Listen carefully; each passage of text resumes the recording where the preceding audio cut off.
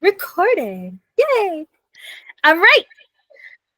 Welcome, everybody. This is Paranormal, and I am one of your hosts, Rachel, and then we've got... I'm Kaz. Welcome. Hello. Happy New Year. Happy New Year. It's crazy how fast time is flying already. I know. Back to work tomorrow. Yeah, well, at least you don't have to deal with a strike this week. Oh, is that what's happening? Yikes. Mm-hmm. Well, I have your husband tomorrow as a client, so Yeah, I think that there you go. Evens out. It evens out. Maybe they'll give us the rest of the week off while they figure stuff out. That would be amazing. But by the time this gets out there, I may or we may will not both have gone through misery. Yes. Oh my gosh. So we did take a break for Christmas and it was great and nice, but now we are back with all new topics and a whole bunch of stuff. So this week's topic, because we're Canadian, we are going to do haunted places in British Columbia. Beautiful. Yeah, I've never been. It's lovely. Where I have been, and weirdly enough, have not been to any of the places we're about to talk about. I know, but it was very impromptu, and we did find weird sort of spooky places along the way. But I didn't have a chance to really Google anything. We just went. And then we didn't know where we were going to be day to day. We just literally flew in, rented a car, and said, let's drive. And it was one of the best vacations I've been on. That's awesome. Awesome. Yeah, I've never been. The farthest I've been west. It's like Detroit. That's about as far as I've been now. I haven't been north. I haven't been nothing.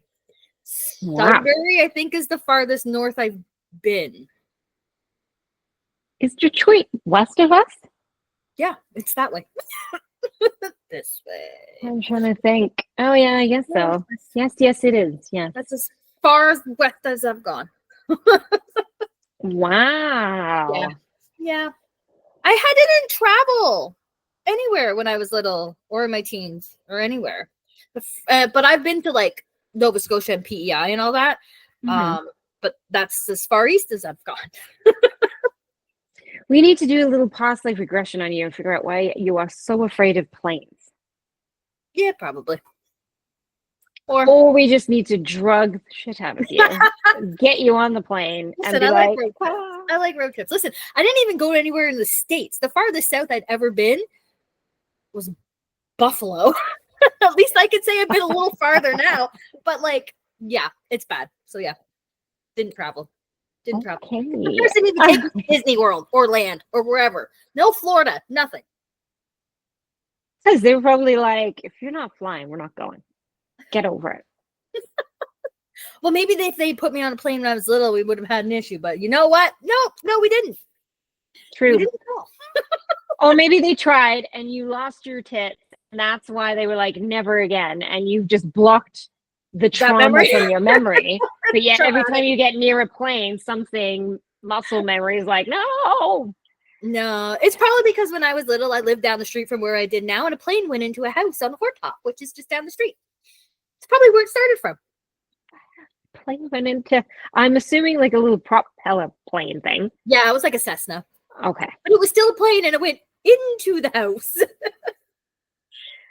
Yeah. Wow, that's a whole nother episode, folks, because what the F? Yeah. Wow. Okay. Anyways. Times in the land of Rachel. Anyways, yeah. All right. So we have a lot of like these really awesome like haunted places in British Columbia to talk about. I guess I will start. Let's just dive right in. So my first place that I looked up and was doing a little research on is the Empress Hotel, and that's in Victoria. So it was built between 1904 and 1908.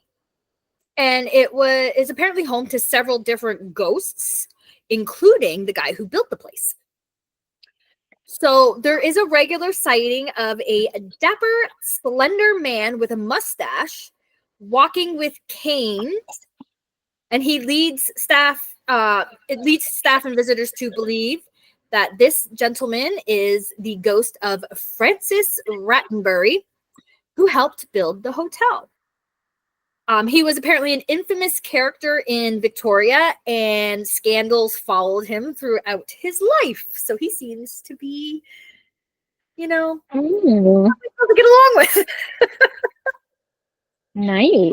I have here that the legend is that his spirit is said to have returned to the Fairmont Empress after death, hoping to hear the people's praise once again for his architectural masterpiece. Oh, one of those ghosts, is he? One of them, yeah. Mm. You can also possibly catch a glimpse of him walking on the staircase to the lower lobby and down one of the many hallways. Guests have also reported seeing a ghostly maid on the 6th floor continuing to do her cleaning duties. What an awful thing to want to do after you die. And her name is apparently Lizzie McGrath, and she apparently died by plunging to her death from room 1909. Oh, Sorry. 1909. Sorry about that. So I guess she plunged to her death accidentally from her room in 1909. I thought you were going to say she died from plunging the toilet. Hence why I was laughing. And I'm like, what an awful way to go. Then she becomes a ghost and has to still clean. She'd be like, this is shit. How do I die again? Can you imagine seeing a ghost with a plunger in their hand? Like, oh my God. Wow. Plunge to her death. Okay, either she was like, this job sucks and threw herself off, and then she's, back to it. Well, apparently it was accidentally, so. Mm-hmm. Yeah. In other words, there was an affair happening and she got thrown off. Yeah. We know this. So her apparition can be seen outside the main entrance, usually on the right-hand side, still wearing her uniform and clutching the rosary that she was saying prayers with at the moment of her death. Oh, okay, sure. We know this. This is sounding a little nefarious now. She's praying on the rosary when she plunged to her death. The accident that she accidentally fell, but she had time to be like, oh, let me get my rosary out. Start doing God's prayer. How far down was this? I don't know. Like, oh wait, it's on the 6th floor. 6th floor, so it's six floors. But that.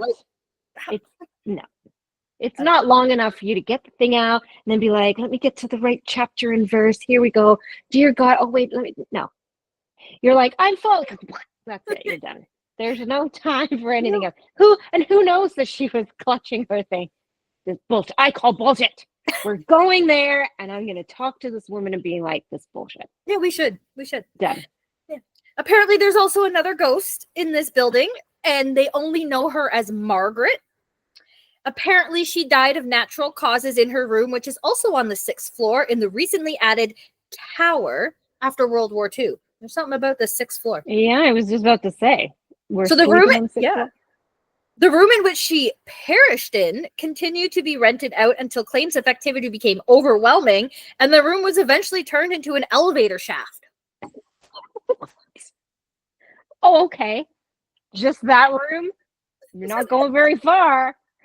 Nowadays, guests of the hotel will see a full-bodied apparition who knocks on their doors, apparently confused and looking for her room. I bet. When they try to help her, she moves toward the elevator and she disappears. Okay. Well, yeah. Yeah, I have some questions about this one. So yeah, me too. On our list of places to go visit and debunk. So apparently there might be many more spirits who wanders the halls at the Empress Hotel. However, the hotel staff remain close-lipped about their otherworldly visitors. So they don't like talking about their dead peoples. No. But it is a beautiful hotel, regardless. We'll post pictures of these places so people can see and book if they want. I'll show off. So that is the Empress Hotel in Victoria. Mm-hmm. You want me to do mine? Sure, you can do one of yours. I gotta put my specs on because I'm born in the 1900s. Okay, so my first pick is the waterfront station powerhouse, I suppose we'll say.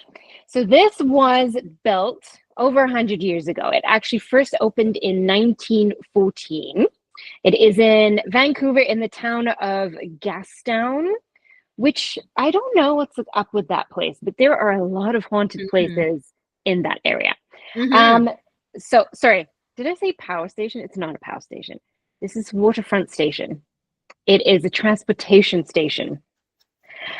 Anyways, so this started out as a beautiful building that was a restaurant and a dance hall on one side, and then on the other side there were full-time residents' homes, and then also rooms that you could rent for weary travelers, is what it said. But we know what that means. Was it by the day or by the hour? Well, we don't know, but it just said for weary travelers.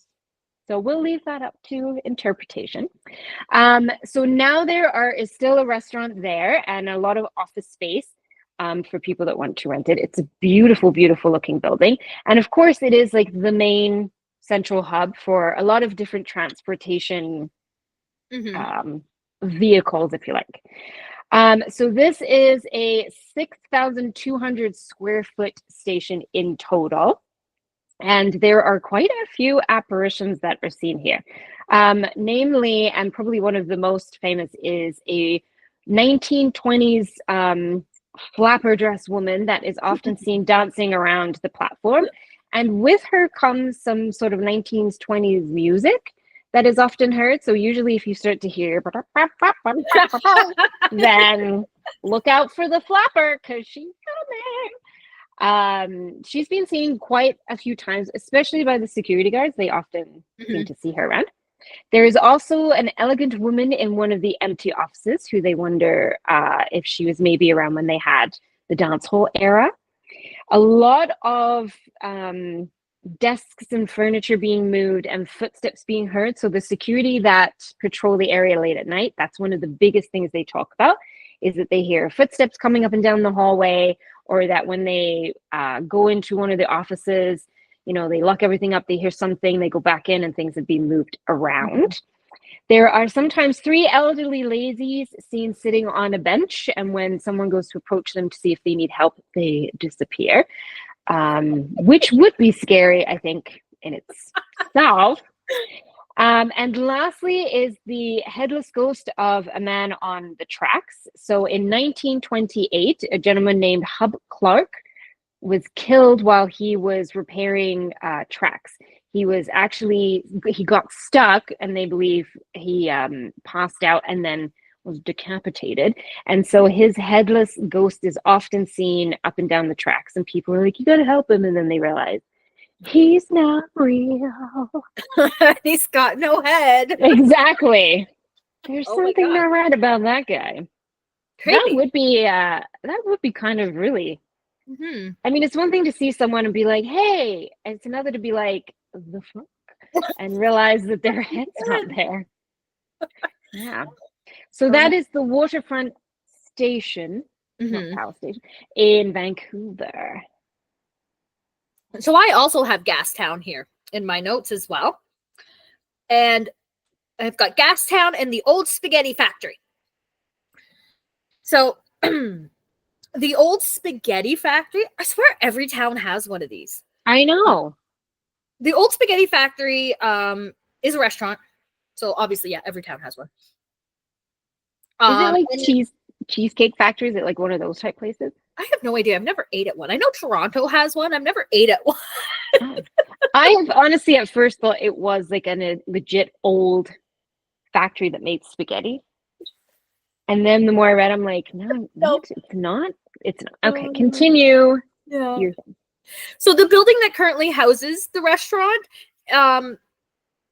is being called like the most haunted in the area.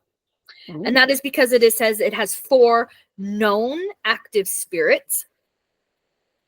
So Gastown, apparently, where this restaurant is located, is Vancouver's oldest neighborhood and has survived fires, pandemics, and tragic accidents. So just like the waterfront station, there have been reports of more than a dozen different ghostly entities who have been seen.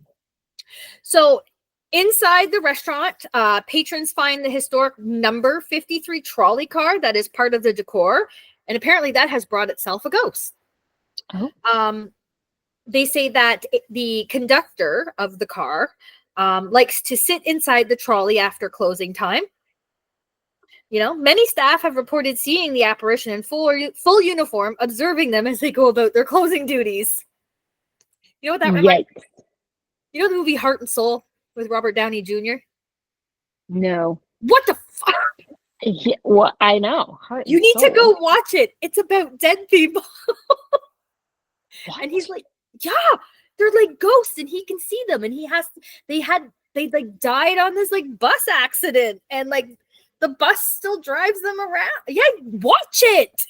Heart and Soul. Done. All right. Heart and Soul. I'm writing it down. Yeah. How did you not know that? I don't know, and I like the old Downey Jr., so I'm surprised. Well, Must be an old one. That's when he's in his 20s, I believe, in that. So, yeah. Bad boy era. Yeah, right. Yeah.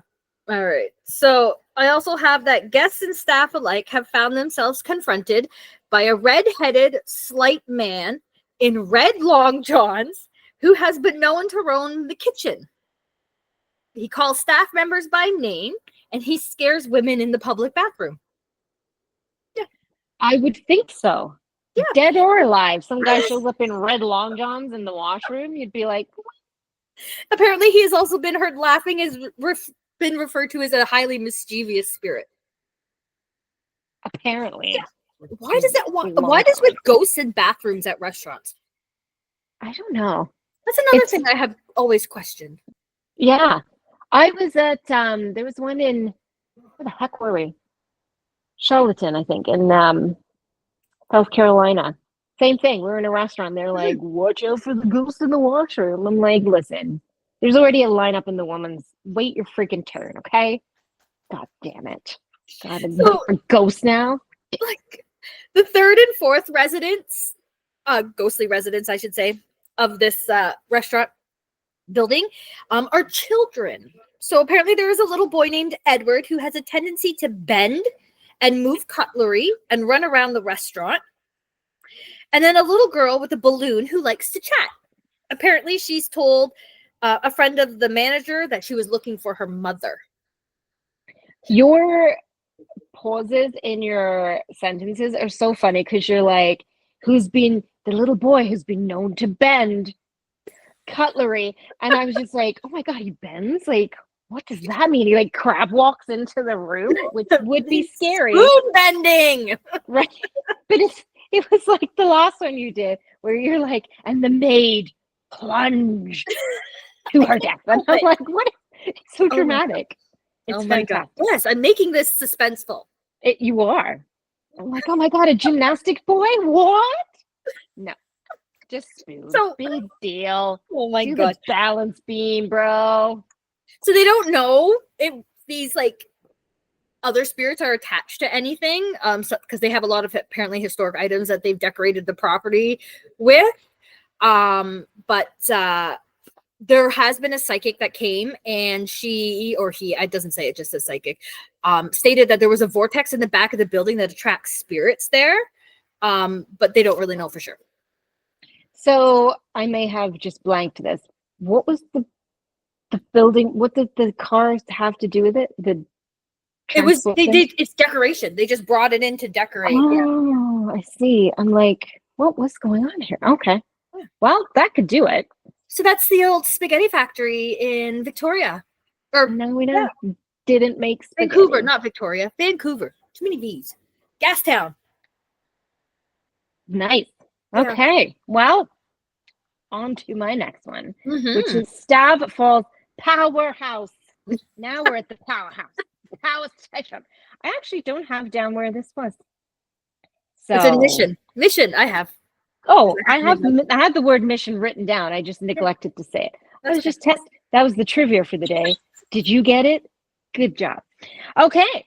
So this was built between 1909 and was completed in 1912, although the idea for it started in the late 1800s, but it finally got underway and took quite some time, almost 4 years for it to be built. So it is now owned and operated by the BC Hydro, and it was designed to provide hydroelectricity to the lower mainlands. It was decommissioned in 2000 and is now considered a national historic site. And so tours are conducted. I think it kind of closes. It looks like it closes seasonally, so you'd have to check. But you can go there. Again, this also has a ton of historical artifacts, some original to the building, to the land, and then just to sort of the era. And they believe that some of these artifacts are the reason that there are so many claims of hauntings. So one of the most famous, interestingly enough, is of a dog that appears there and that people hear. And so I don't know that I have the date down, and I couldn't seem to find it, but there were two men out in a boat along the waterway with a dog, and the dog started getting restless and actually caused the boat to capsize, and the two men drowned, but the dog survived. But yet ever since then, people have heard of this dog, especially inside the building. They hear a dog barking, and there's no dog there. So whether or not the dog feels a bit guilty for killing people, I'm not sure, but reports, quite a few are of that.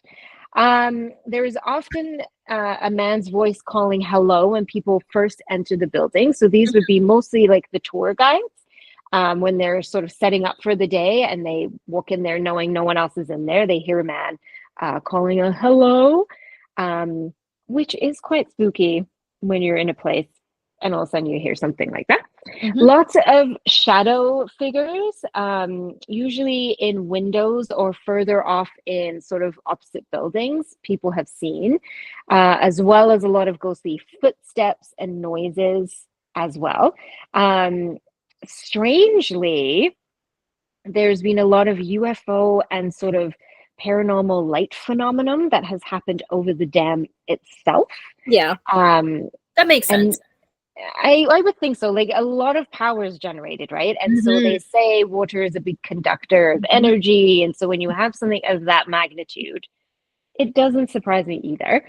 Now, there were dozens of lives that were lost building the 13,000-foot tunnel that extends from the powerhouse down to the dam itself. So that could also be why there's a lot of different activity that goes on. Now, the drop of the falls itself is almost 80 feet. Ooh, pretty freaking big. So I was pretty impressed with that. That's crazy. And I mean, that's not Niagara Falls. I actually don't know what Niagara Falls is. I should have done more to compare, but it's pretty tremendous. The force. You know what? Well, one of our like episode 20s or something like that will be like our road trip to Niagara Falls. We'll talk about all the dead people there. Then you can do your research. Exactly. And then I'll be like, just going back to this one. Yeah. So yes, it's a magnificent building. There's actually 3 different parts to the powerhouse, but the Stab Falls building is very eerie when you look at it itself. So I recommend if you're in and around the area, go do the tour. Maybe I would. You should just take everything that we talk about and put it together, and you can make yourself your little ghost like trip, and then you should let us know. Yeah. I love it. Yeah. Oh my gosh. All right. So I have Central Park in Burnaby. This is a really short one, I guess, because it's park. So the park was founded in 1891, and it covers 90 hectares. Or whatever. So many visitors to this park report seeing ghosts near the stadium, the lake, and a forested area. Although no one can seem to figure out why these dead people are still there. So over the years, there's 4 or 5 different entities that have kind of spooked people. Some people have reported hearing a woman screaming out unintelligible words. So they just hear a woman screaming. They don't know what she's saying. A woman yelling uncontrollably in the park. Yeah. Well, in Oshawa, Downtown that's normal. Oshawa. Yeah. We've got one It's of a those. normal day. But the legend is that this woman lost her children in the park back in the 1930s, and it's her ghost who is still looking for them. Although there's another story to this one, is that this is the ghost of a young woman who was killed accidentally in the park during a fireworks display in the 1950s. Oh, I like that one. So no one really knows for sure. So that's all I have on Central Park. That's all I could really find.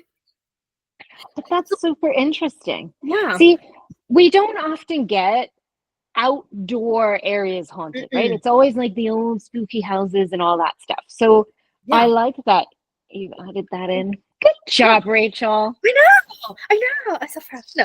All right. I will also do Vogue Theater here, which is in Vancouver. So the Vogue Theater opened in 1927. And apparently with it being its age, there are tons of ghost stories and encounters that have been shared and experienced in this building. And one of the former house managers, so theater managers, referred to the basement area as a ghost highway. Oh. So apparently, yeah, there have been sightings of a menacing man sitting in the projector booth on the director's chair with a not so nice look on his face, like he's pissed off. Which again, I've been to how many theaters to investigate, and there always seems to be some disgruntled man in the projector room. Like, why? Good question. I don't know. Just another one of these questions. I got a lot of questions all of a sudden. Mm-hmm. I think there's something about theaters where, because you know people are supposed to sit and watch, it's that like psychological thing that you automatically feel like people watching. But there's always someone up in the whatever being like, this is bullshit. I don't know. So, they've also heard drums being played in an empty theater, and they say that these drums are being played by a ghost who appears to be in his mid-30s and dressed in a cream-colored dinner jacket. It's a bold choice if you're going to play the drums. Yeah. So the Grand Hall area of this theater is home to a ghost woman who stands up to applaud an unseen performance and then vanishes into thin air. Oh. Okay. And again, with the bathroom, so the men's bathroom hosts an angry washroom attendant in full uniform who has apparently scared many theater goers as they go to the bathroom. These poor worker ghosts that in real life have fairly shitty jobs, no pun intended, and now in death are also, no wonder they were disgruntled. Yeah, no wonder why they're pissed off. They got to do this for the rest of their afterlife. Exactly.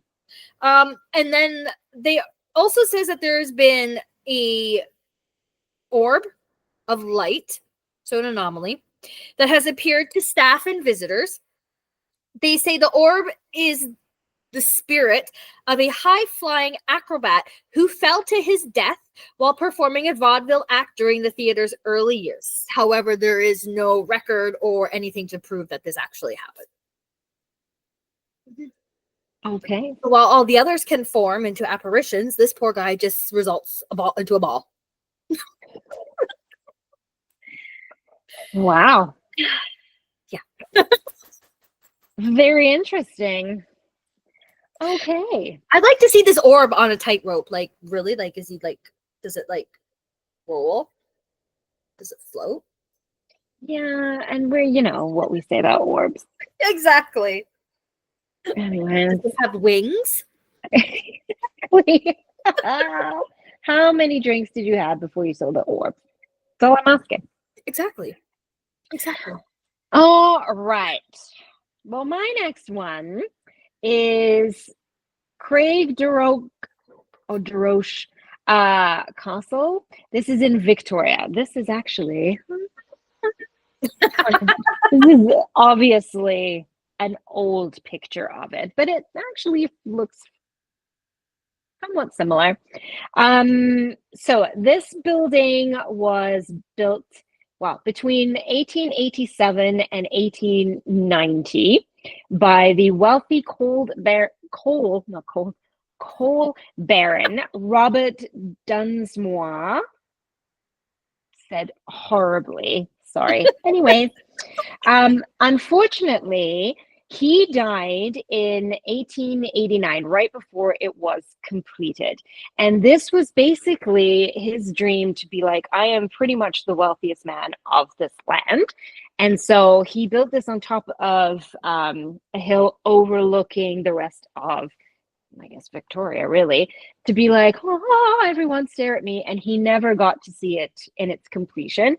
It also then started a big feud between his eldest son and his wife. So his eldest son, who was Alexander, and his wife, Joan, fought over basically the money and also the business, as well as the house. I believe Alex won and then died. So he ended up dying in 1900. And then that sparked off another feud between the next son, James, and the wife, Joan. And she ended up dying in 1908. And I believe James never spoke to her after they started their feud. And I'm not really sure who took over after that. Now, this is a 39-room home mansion, let's just say.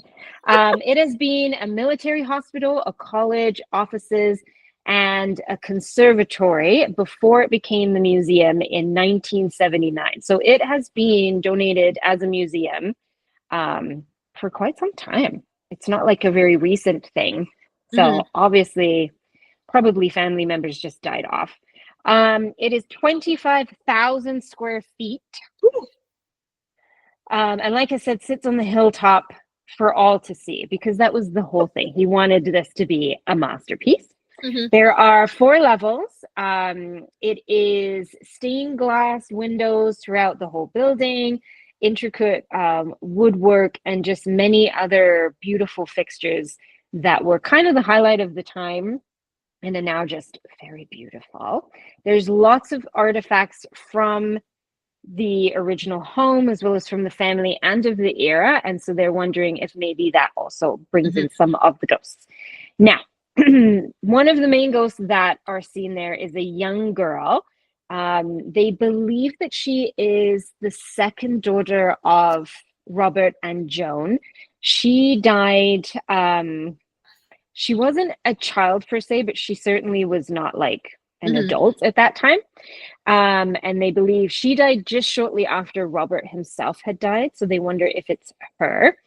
Now, Joan and Robert had 11 children. One baby died as a baby. The others all grew into adulthood, except for this one daughter, whose name is not on here. Agnes, there we go. That's her name. I knew I had it written down somewhere. So they can't seem to get a good look of this child. People, mostly in the basement, they go down there and they see her standing there. And she seems like kind of upset. And then she just disappears. So they're kind of just assuming it's her because they don't know where else a child would be related. There is also a maid that wanders around cleaning as well. I don't know what was up with that. As well as Robert's wife, Joan herself. She's often seen walking along the second floor and cascading down the stairs, which she would do on a nightly basis. There's a woman in white in the ballroom, which they think probably is also Joan. I don't know why she would appear in multiple scenarios, but whatever. They're ghosts. Who knows? Exactly. Lots of music can be heard playing, especially from the grand ballroom when there's no instruments or anything to be playing. But the sounds of children crying is often heard up on the upper levels. That's never nice. No. It's never a good thing to hear. So that's that beautiful. Now, this is also obviously, like we said, a museum, so you could go there and check it out anytime, and I would. It sounds very Winchester Mystery House, minus so much of the mystery and just the elegance and it reminds me of Bolt Castle. I have not been. Oh, you should go. We should go. I know. Fun. I've heard, but I have not been. It's pretty. It's also got a really sad backstory too. So Yeah. Well, this one isn't so sad because he's like, I'm uber rich and everyone needs to know this, and I'm gonna build this massive house, and then dies before he can actually listen, celebrate it. the guy who built Bolt's Castle was still uber rich. He was the founder of the Waldorf Astoria in New York. So he had money. Everybody knew he was good. But I thought he built that for his wife. He did, and she died before it was done. So that's sad. Yeah. This one's just, anyways. Yeah. But hey, do your thing. I mean, look at it. It's beautiful. 39 rooms, though. Yeah. No, that's too much. I know. Okay. So I also have another theater. So the Vernon Town Cinema in Vernon. So right now, this is a actual cinema, but the building started as an actual theater, so plays. Back in 1928, it was then used as a dance hall and then a dance hall and a theater for a variety of productions. And then it was turned into a cinema for movies for the Famous Players Corporation. I don't even think Famous Players is around anymore. No. There are so many occurrences, like paranormal occurrences that have happened here, that they were chronicled in a book titled Ghosts 2 by John Bielek. So there seems to be a variety of different ghosts in this building because staff have reported different activity at different times. But they've also nicknamed this entity or entities. They've just nicknamed them Lloyd. Lloyd. All of them? All of them. It's just Lloyd. Every time it's Lloyd. Okay. So here we go again with the cinemas. The rumor is that this dude, this Lloyd, was a projectionist at the theater and just doesn't want to leave. Okay. Why? This is another one. Freshly washed floors will show footprints of an unseen walker. Equipment is moved by unseen hands, and the sound system likes to turn itself on and play music. Oh. Footsteps are heard on the stairs. Sometimes your hair gets pulled, and many other things that would usually scare the pants off somebody. So like the little things. One of the owners of the business or building, I'm not quite sure, it doesn't really say here, was confronted one day, so came face to face with a full-bodied apparition of an older man who was dressed in a shirt, tie, and a light blue jacket. So he's Lloyd. They're all Lloyd. That's so strange. I don't like, it's weird. Well, all right. Yeah. So now I will go to the next one here because that was a short one. So I also looked at Highcroft Mansion, which is in Vancouver. So it was completed in 1911, and it is a stately house. And apparently it is now home to 7 different ghosts. 7. Ooh. No. So the house was originally built for General Alexander Duncan McRae and his wife Blanche, not Blanche, Blanche. There's a U in there. And it was a very popular spot for the elite of Vancouver in the 1920s and 30s. In 1942, it was donated to the Canadian government, and then the building was used for a war veterans hospital before it was just abandoned. In 1962, the University Women's Club of Vancouver purchased the site and then restored the building. Nice. Yay. So again, it is a 30-room house, has an impressive 20,000 square feet for these ghosts to roam about. Nice. Apparently there is no shortage of activity. Stuff happens all the time.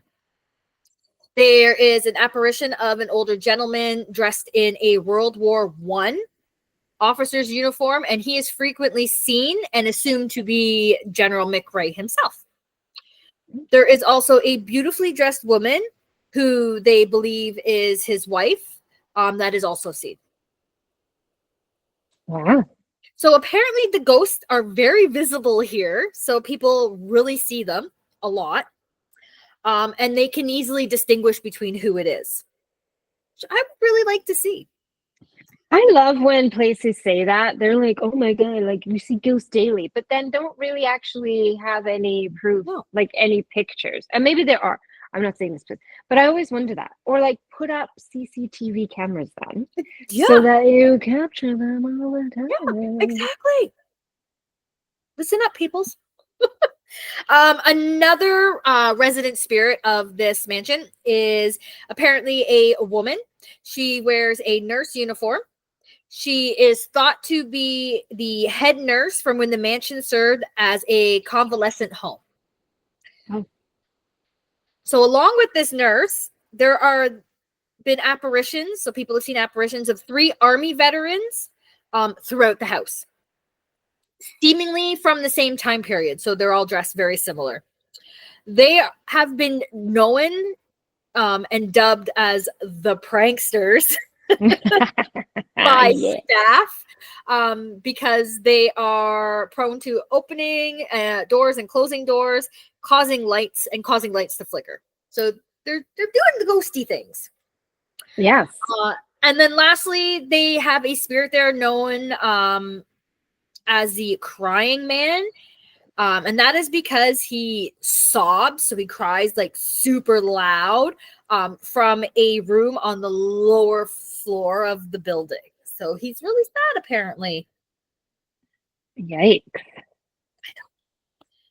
don't know.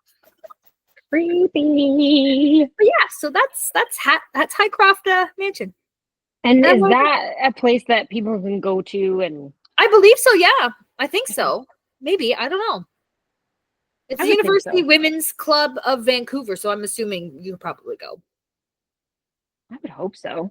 Yeah. Kind of have a gem like that where you're like, we see these ghosts all the time. Listen, if they hear it and they let want anyone go to there. come investigate, I might think about driving out to Vancouver. Yeah. The rest of us will just fly, but we'll send Rachel a week in advance. I'll see you in a week. Yeah. Oh gosh. All right. Well, my last one here, because of course I have to do cemetery, is Ross Bay Cemetery in Victoria. Now this is the oldest surviving formal landscape in BC. They've actually had to build like a seawall because when the bad weather comes, it was actually really doing a number on the cemetery because it would come up onto land and just crash into cemetery. So now they have this really nice wall that they've had to build to preserve this area. It is 27.5 acres, which to put into perspective is 1,197,900 square feet. There are 27,000 graves in this area. Now, it was formerly just farmland, and it was owned by, I have her name, Isabella Ross. She was the first woman to own land in BC, but she is also an Indigenous woman, which makes it even more impressive back in that time. So this would be 1879 is when it opened as a cemetery. So this would have been prior to that she owned this land and had her home on it. It's Victorian era sort of burial ground. So that means lots of lavish crosses and statues and all the stuff that I love. And I can't believe I did not go there. Now her son, so Isabella's son, Alexander Ross, he is also buried there. He died in 1876, actually. His grave marker is the only original grave marker left. So all the others got updated and stuff, but then they suddenly went, oh, shit, we probably shouldn't have done that. So his is the only one that's left, which is basically just like a wooden marker, sort of cross type thing. That's crazy. So there are quite a few famous names there. So Robert Dunsmuir, who owned Craybrock Castle. He is buried there, and I'm sure probably his other family members too. Emily Carr, who is a world famous artist, is buried there, and we'll circle back to her in a minute. Billy Barker, who discovered gold and became very popular. Nellie Chapman, who was featured on one of the US postal stamps. I'm not sure why. I didn't write it down. And then, of course, Isabella Ross. Now, most famously, Isabella is the one that is seen quite often wandering around the cemetery. And they think probably because it's her property and she just loved it. There's also a young man, David Fee. He was shot to death on Christmas Eve in 1890, not far from the cemetery, and he was buried there. Lovely. And the reason that it's such a big to-do is because he was a very well-known, likable man in the area. He was in his like sort of mid-20s. No one could understand this senseless, horrific murder. And then they found out it was actually a case of mistaken identity. He was wearing a really nice white trench coat, which apparently was the signature jacket of this guy that was supposed to be shot. So they believe that because he was shot in his prime, he also has been seen wandering around with the signature white coat on. And then there is an elderly couple that are often seen there. Lovely couple, but yet disappear when you get near them, and they don't know who they are. They just hang. It could be anyone, really. It's anyone's grandparents at this point. Yeah. It's just like, where are we going, dear? I don't know. And they're just stuck. You're lost again. Exactly.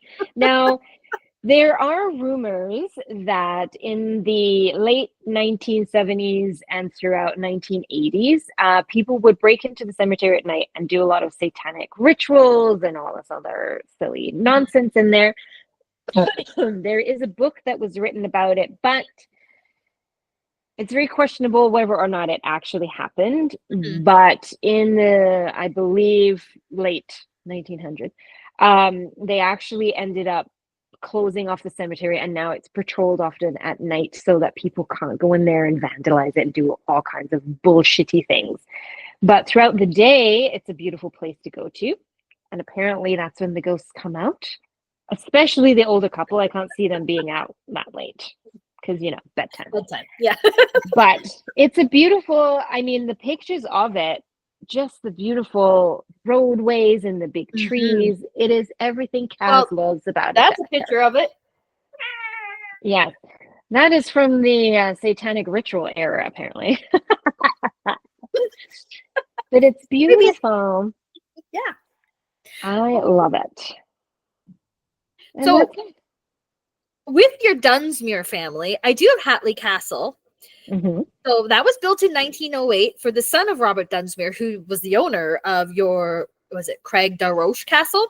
Yep. So it was built for his son, James. So James was a politician and a lieutenant governor of British Columbia. And the castle was home to his family until the late 1930s. So from 1940 to 1995, it was used by the government for a naval training academy, then turned over to Royal Roads University and is currently used as their administrative office. So, okay. Yeah, well, everybody, government buys everything up. Yep. So they say that the resident ghosts appear to be part of the Dunsmuir family, who apparently don't want to abandon their properties after death. I don't blame them, because why would you want to leave? I know. So one person reported having his foot grabbed while lying in his bed one night. And when he opened his eyes, he saw that it was an apparition of an old woman who they believe was Laura Dunsmuir. And she was searching for her youngest son who was killed in World War I. So I'm assuming Laura is James's wife. Yes, I would think so. So other reports of activity have been hearing bells chime out of nowhere, doors and windows opening and closing on their own, and an apparition of a crying girl who floats out towards the sea. What? Yeah. Okay. And apparently there is also the spirit of a maid who died while being employed by the family. These poor maids. No, there needs to be awful. some sort of union for the maids so that when they die, they're not stuck still doing this. Yeah. This is ridiculous. And they say one of the scariest encounters came from a family who claims that a resident spirit of a nanny followed them home and pestered them with the sounds of a crying baby and moving things. Okay. Why? Exactly. Why are ghosts following you home? They're not. If they can do that, if they can leave, why would they stay in the first place? Yeah. Right? They stay there for some reason. Having said that, when we came back from Hinsdale, both Alice and I had the shuffle man. But anyways, that might just have been coincidence.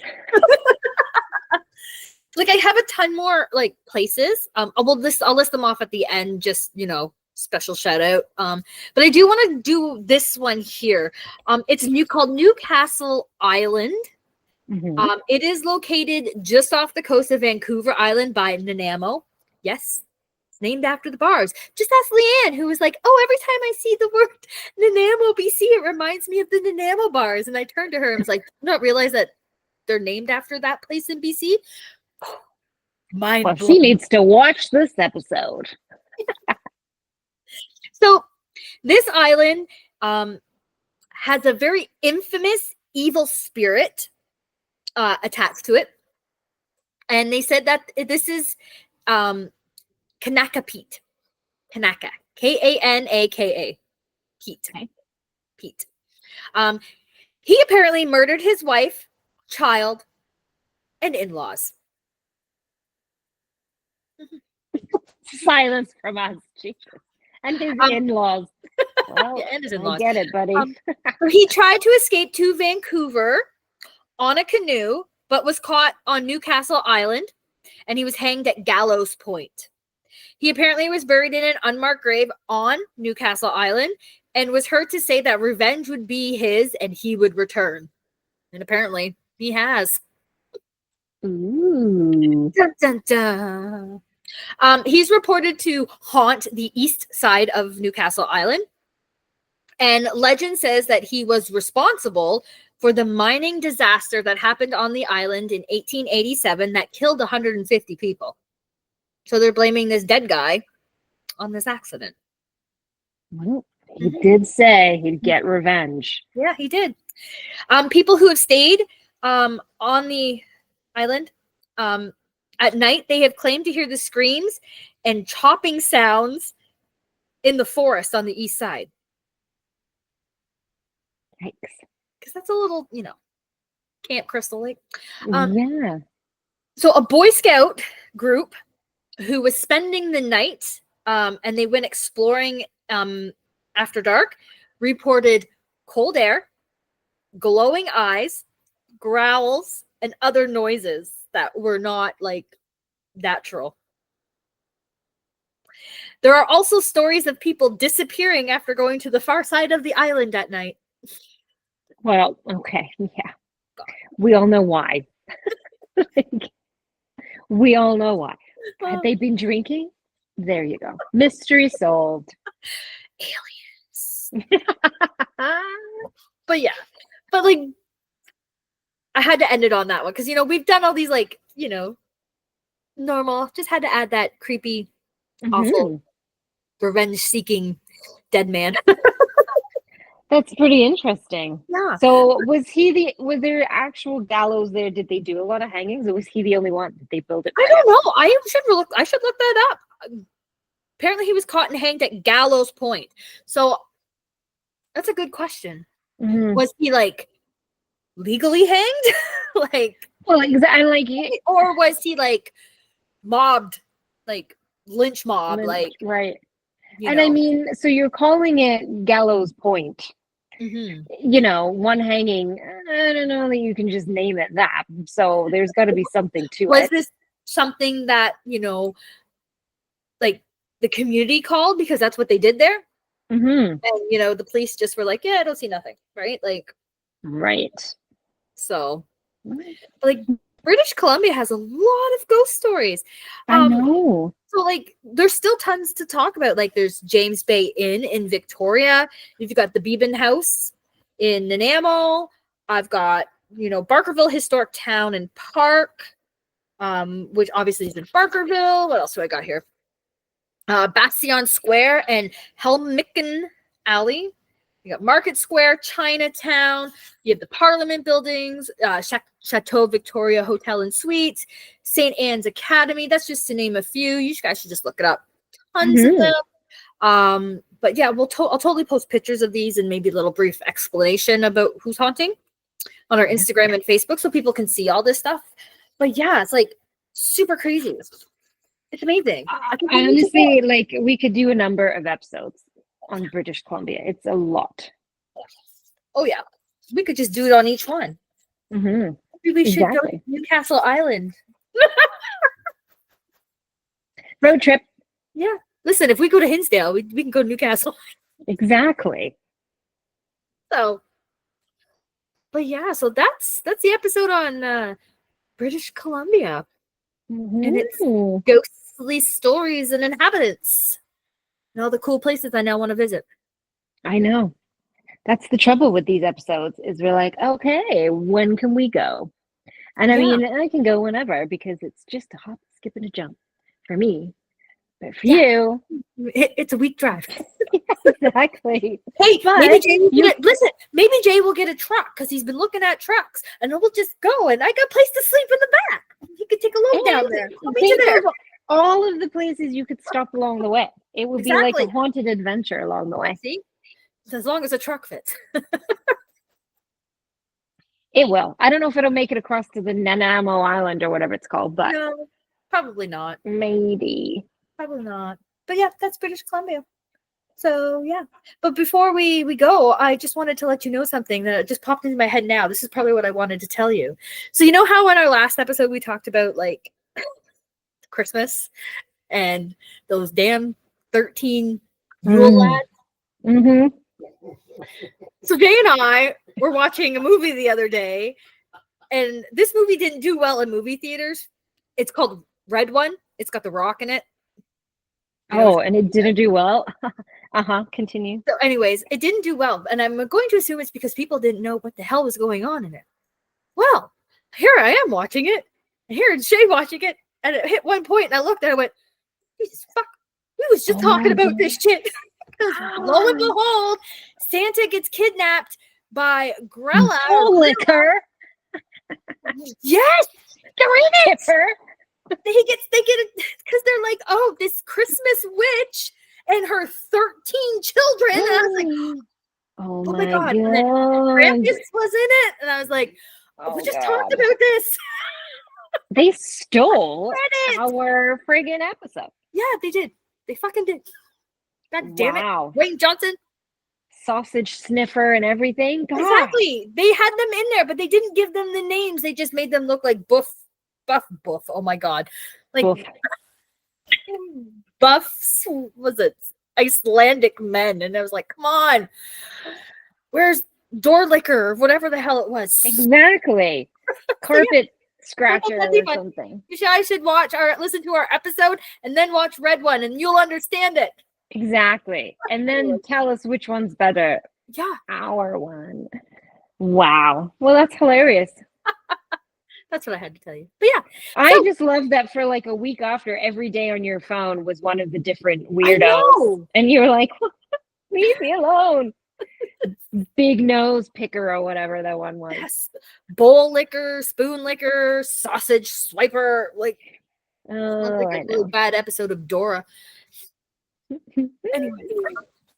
Well, if anybody has any questions, comments, topic ideas, want to share a story, have been to one of these places in British Columbia, has watched Red One and totally understands where we're coming from, you can send us an email at paranormalpodcast@gmail.com. That's PAREHNORMAL podcast@gmail.com. Follow us on Instagram, our Facebook. You can watch our silly videos on TikTok. That's pretty much it. And we will be back next week with a different topic. I don't even know what's next week's topic. No, you know what next week's topic is? No. Oh, I was actually going to say Hinsdale. Yeah, it is Hinsdale. It is. We've not talked about Hinsdale. Wow. No. Buckle up. Yeah. So that should be fun. So definitely another infamous building. Mm-hmm.